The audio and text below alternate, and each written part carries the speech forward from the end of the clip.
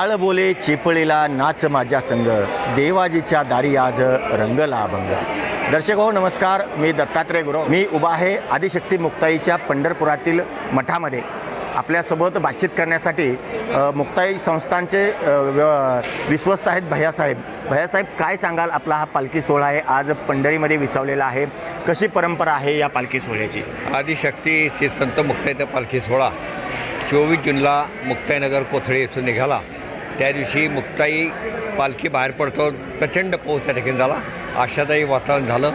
जवळपास 318वा पालखी सोहळा आहे. 650 किलोमीटर प्रवास प्रामुख्याने 5 जिल्ह्यातून आम्ही करतो.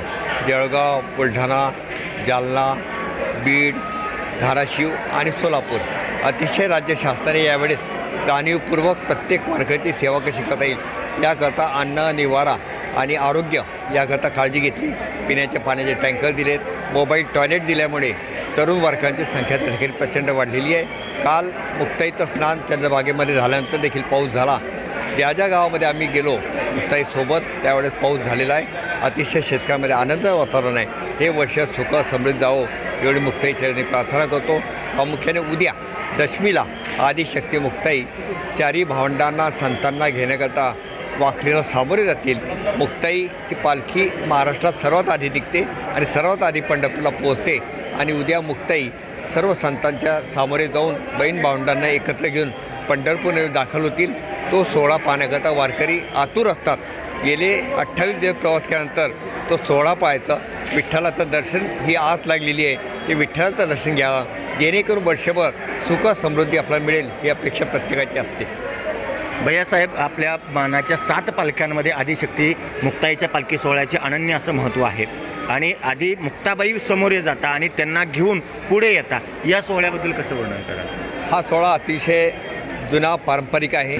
राज्य शासनाची मानाची पालखी म्हणून या सोहळ्याकडे पाहण्याचा दृष्टिकोन राज्य सरकारचा आहे, वारकऱ्यांचा आहे. प्रामुख्याने ज्या भावना वारकऱ्यांच्या आहे की बहीण पुढे होऊन भावांना पंढरपूरमध्ये घेऊन येते, हा देखील त्या ठिकाणी महत्त्वाचा परंपरा वारकरी संप्रदायामध्ये जोपासला जातो. तर जोपासण्याचं काम सर्व संत करतात. या ठिकाणी तरुण वारकरी आणि तरुण युवती आज पालखीसोबत आहे. चांगलं आनंदाचं वातावरण आहे, आशादायी वातावरण आहे की महाराष्ट्रीय परंपरा संस्कृती जोपासण्याचं काम ही तरुण पुढे करेल.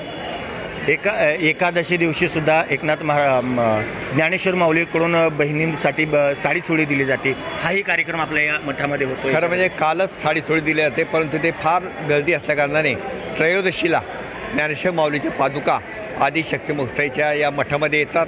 मुक्ताई आणि ज्ञानेश्वर पादुका एकत्र ठेवून त्याचा अभिषेक केला जातो. ते साडी चोळी मुक्ताईला देतात. आम्ही नारळ, टोपी, रुमाल ज्ञानेश्वर माऊलीला देतो आणि ती साडी दिलेली मुक्ताईची भेट म्हणून भाऊबीजला परिधान करण्यात येते. आपल्या या पालखी सोहळ्याबद्दल किती भाविक आलेले आहेत? इथं या मठामध्ये कशी सुविधा केली जाते याच्याबद्दल काय? जवळपास 3000 भाविक आमच्यासोबत आहे. महिलांची संख्या 1000 आहे. पुरुष 1800 2000 आहे. यामध्ये जेवढे राहतील तेवढे राहण्याचा प्रयत्न करतो. काल आल्यानंतर वारकरी बरेचसे दर्शनाला गेलेले आहेत. आज काही ठिकाणी परत दुसरे वारकरी जातील. जेवढी सोय करता येईल तेवढी सोय करण्याचा आम्ही प्रयत्न करतो.